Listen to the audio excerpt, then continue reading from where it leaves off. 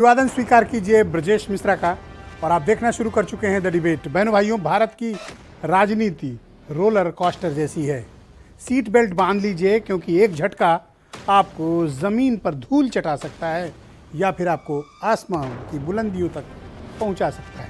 महाराष्ट्र की राजनीति में जो कुछ भी हुआ, अनएक्सपेक्टेड, अनपेक्षित, चौंकाने वाला और राजनीति को नए सिरे से लोकतंत्र में परिभाषित करने वाला। आज की परिचर्चा इसी विषय पर। मसला बड़ा दिलचस्प है। बहनों भाइयों, महाराष्ट्र की राजनीति में 24 घंटे के भीतर देखिए क्या जबरदस्त चौंकाने वाला परिवर्तन हुआ है। मैं क्यों हमेशा कहता हूं कि भारत के भीतर राजनीति शास्त्र के विद्यार्थियों को शोध करना चाहिए। उत्तर प्रदेश के साथ साथ अब महाराष्ट्र भी शोध का विषय बन गया है। राजनीति करने और उसके तौर तरीके बदल गए, नैतिकता और उसके पैमाने बदल गए, नियम बदल गए। ये युद्ध है, यहां खेलिए। शराफत नहीं टिकती है, युद्ध में जीतना अनिवार्य होता है और जीतने के बाद टिके रहना भी उतना ही महत्वपूर्ण और शक्तिशाली होता है। 24 घंटे पहले जब हम डिबेट कर रहे थे, तब इस बात की बहस चल रही थी कि उद्धव की सरकार जाएगी या नहीं जाएगी। उद्धव की सरकार रात में चली गई, इस्तीफा, रिजाइन, फ्लोर टेस्ट टल गया। फिर यह चर्चा हुई कि अब एकनाथ शिंदे गुट और देवेंद्र फडणवीस का गुट मिल गया है, सरकार बनेगी।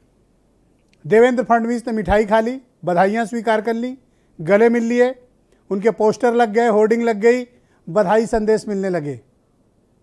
एकनाथ शिंदे उनके घर पहुंचे, संयुक्त प्रेस कॉन्फ्रेंस हुई और यह ऐलान हुआ कि एकनाथ शिंदे मुख्यमंत्री बनेंगे। ठीक है, लोग नहीं चौंके, क्योंकि एक्सपेक्टेड था या तो ये बनेंगे या तो ये बनेंगे। तय हुआ कि बीजेपी आउटसाइड सपोर्ट देगी और देवेंद्र फडणवीस बाहर से समर्थन करेंगे। लेकिन एक घंटे के भीतर मामला बदल गया। जो व्यक्ति महाराष्ट्र की राजनीति में चाणक्य और शरद पवार से बड़ा नेता बनकर उभर रहा था, उसको भारतीय जनता पार्टी ने डिप्टी सीएम बना दिया। किसके साथ, किसके अंडर में? एकनाथ शिंदे के अंडर में। देवेंद्र फडणवीस एकनाथ शिंदे के डिप्टी बना दिए गए। जिस पार्टी के पास 106 एमएलए और बागी गुट जिसके पास 39 एमएलए, उसका मुख्यमंत्री और भाई साहब डिप्टी चीफ मिनिस्टर। यह सिर्फ भारत में ही हो सकता है, यह सिर्फ इंडियन डेमोक्रेसी में ही पॉसिबल है। निगोशिएशन, सौदेबाजी। और एकनाथ शिंदे गुट ने उद्धव ठाकरे को भी झटका दिया और भारतीय जनता पार्टी को भी झटका दिया। और 2004 में पहली बार विधायक बना व्यक्ति एकनाथ शिंदे आज अपने निगोशिएशन के दम पर महाराष्ट्र जैसे ताकतवर राज्य का मुख्यमंत्री है, सिर्फ 39 विधायक लेके, और 106 वाले डिप्टी हैं। इसलिए मैं कहता हूं कि राजनीति शास्त्र के विद्यार्थियों को शोध करना चाहिए। होता कैसे है ये? कहानी शुरू कहां से होती है, मोड़ कहां से लेती है, अंजाम क्या देती है, जो हम सोच रहे होते हैं उसके विपरीत परिणाम कैसे आते हैं। आज देवेंद्र फडणवीस की राजनीति के लिए बहुत करारा झटका है। भले ही वो डिप्टी चीफ मिनिस्टर बन गए हों, उद्धव ठाकरे को हटवा लिए हों, लेकिन end of the day Devendra Fadnavis को मिला क्या? Deputy chief minister.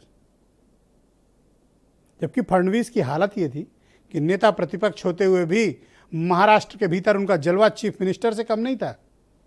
अधिकारी उन्हें सलाम करते थे, मंत्री उनसे मिलने जाते थे, क्योंकि सबके मन में था पता नहीं कब ये मुख्यमंत्री बन जाएं। मुंबई पुलिस के अफसर सुबह गुड मॉर्निंग उद्धव ठाकरे को करते थे, दोपहर में नमस्ते करने शरद पवार के पास जाते थे और रात में गुड नाइट बोलकर देवेंद्र फडणवीस को तब सोते थे। अब Devendra Fadnavis deputy chief minister बना दिए गए। लोग कहते हैं कि सरकार वही चलाएंगे। भाई साहब, ये संवैधानिक व्यवस्था है या मुख्यमंत्री ही सर्वोच्च होता है? आप कितना भी बड़ा मंत्री का पद ले लें, डिप्टी सीएम बन जाएं, पर चीफ मिनिस्टर होता है, संवैधानिक पद होता है, हक और अख्तियार होते हैं। और एकनाथ शिंदे जैसे कभी रबर स्टैम्प नहीं बनते किसी का। अगर उस शिवसेना को बगावत करके तोड़ने में कामयाब रहे तो he is not a easy case. लिहाजा देवेंद्र फडणवीस के लिए अगला 2.5 साल उनके मनोबल को तोड़ने वाला है। और ये एक अलग किस्म की राजनीति है। भगत सिंह कोश्यारी 2019 से लेकर अब तक 3 मुख्यमंत्रियों को शपथ दिला चुके हैं, जिनमें 2 अपना कार्यकाल पूरा नहीं कर पाए, तीसरे की शपथ आज हुई है। अब इनका भविष्य भी देखना पड़ेगा। कुछ स्टेटमेंट सुन लें आप। चर्चा आज बहुत ठीक है, बढ़िया वाली है।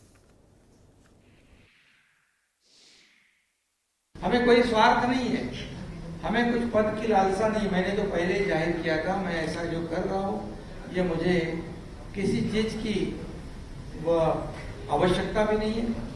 लेकिन जब लोग अभी तक की कई घटनाएं आप लोगों ने देखी है कि अपोजिशन में से रूलिंग की तरफ लोग जाते हैं, लेकिन हम लोग रूलिंग में थे, रूलिंग पार्टी में थे, सत्ता पक्ष में थे। भारतीय जनता पार्टी के हमारे गुट ने उनको पूरा समर्थन दिया। हमारे 106 और उसके साथ साथ उनके साथ और हमारे साथ जो इंडिपेंडेंट्स और छोटी पार्टियां हैं, इन सभी के समर्थन का पत्र आज हमने सौंपा है। बीजेपी से अमित पुरी, मोहित बजाज प्रवक्ता हैं, शिवसेना के हरीशचंद्र सिंह एनसीपी के प्रदेश उपाध्यक्ष, कृष्णकांत पांडे कांग्रेस के प्रवक्ता, हेमंत तिवारी महाराष्ट्र मामलों के सबसे बड़े विशेषज्ञ और सीनियर जर्नलिस्ट, श्री नारायण तिवारी महाराष्ट्र से मेरे साथ जुड़े हुए हैं, जाने माने पत्रकार सुनील चावके जी भी मेरे साथ जुड़े हुए हैं और महाराष्ट्र की राजनीति पर बहुत तगड़ी नज़र रखते हैं। वीरेंद्र सिंह जी हमारे स्टेट, बहुत शुक्रिया, ज़बरदस्त पैनल, धन्यवाद आप सभी।